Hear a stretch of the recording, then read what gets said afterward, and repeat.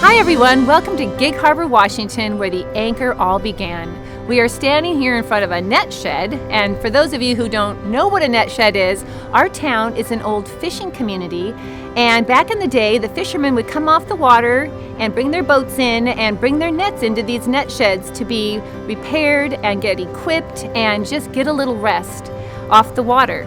So we thought, what a great analogy for the anchor where it first began is this place where women of all ages can come to gather and be together and be restored and be encouraged. So this month we are going to share an anchor moment with you. And an anchor moment is a time in your life when your faith has really been grounded and you've seen God at work for real.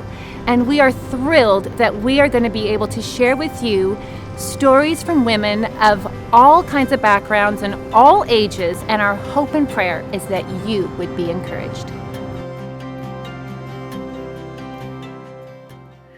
Hey everyone, I'm Tiffany Sturlaugson. I live in Snohomish, Washington with my family. Katie asked if I could share an anchor moment. So my story begins Memorial Day weekend 2017, and my mother-in-law and I had spent a weekend with our families, our kids, her grandkids, in a celebration of her and my father-in-law's 50th anniversary.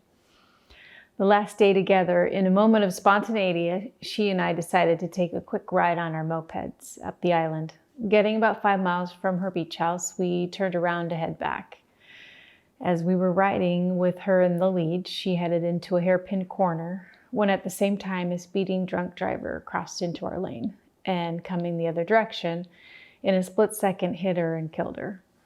I was just behind her and somehow able to pull off to the shoulder in time to have the car spin around me, spin back into my lane, and hit a fence to a stop. My mother-in-law was thrown several hundred feet and lay there motionless. Now in that moment, I can't explain all the thoughts, feelings, emotions that ran through my brain, but the first words out of my mouth were, "Not today, God, don't take her today." I dropped to my knees without a thought and screamed, "You are my refuge, God, you are my refuge." And I began to call on Jesus to hide me, save me, cover me. I can clearly recall the mayhem, the emergency vehicles, the shock, the disbelief, the grief of letting her go to Jesus that night in the street, that very hour. And had Jesus not been there with me, I would not have been able to bear it. There are many anchor moments within my story at the scene of the accident, as well as the many months after that, that would take more time than I have here. So I think the thing that I need to share with you today is my anchor in Jesus held me firm because of the truth about God. He is sovereign.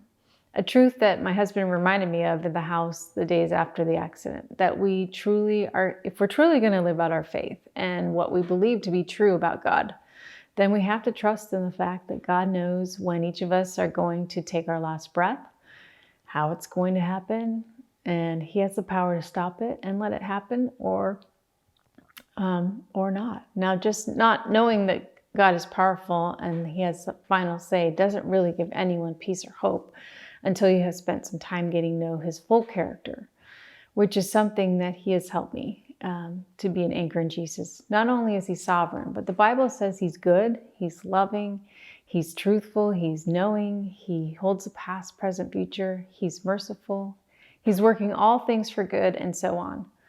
This is how I can hope in the worst moments of my life. In the days following the accident, Psalm 91:9-16 protected my mind and heart, and this is what it says. "If you say, 'The Lord is my refuge,' and you make the Most High your dwelling, no harm will overtake you. No disaster will come near your tent, for He will command His angels concerning you to guard you in all your ways. They will lift up your hands so that you will not strike your foot against a stone. Because she loves me, says the Lord, I will rescue her. I will protect her, for she acknowledges my name. She will call on me, and I will answer her. I will be with her in trouble." Anchoring in Jesus, in His word, in His character, overrode the fear that settled over me in the months following the accident. While I believe He had been there with me and was healing my traumatic memories, I also am human, and the fear of the unexpected pain and death that might take one of my loved ones at any time started to take root. I wanted to trust God, but I also began to live really small, so nothing could happen to my family again. I finally had to give that fear to Jesus and really hold on to the truth. I know about the sovereignty of God. He has my future. He has the final say. He is good. He is present. He is working.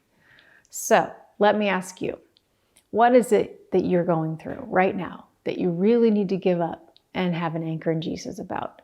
Is it health, finances, loneliness, fear of pain and loss, worry for your loved ones? We are limited humans living in a world full of drunk drivers in the form of coronaviruses, health problems, financial crisis, social and political strife. I encourage you to make the Lord your refuge and anchor in Him. Trust in His goodness, His character, His power, and His working behind the scenes.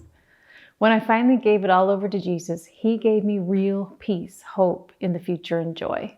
I saw His healing hand on myself, and He made it possible for me to love and serve others in their loss, to freely forgive the drunk driver, and to share my story at the Snohomish Anchor and with others that the Lord led to me while giving Him the glory. It little by little reconciles the pain and loss of my beautiful Jesus-anchored mother-in-law. Isaiah 41:10 says, "So do not fear, for I am with you. You do not be dismayed, for I am your God.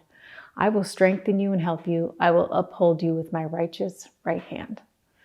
Thank you, Katie and the Anchor, for letting me share my story with you. And I pray for more and more women to find their anchor in Jesus. He is trustworthy in our most difficult moments. Thank you.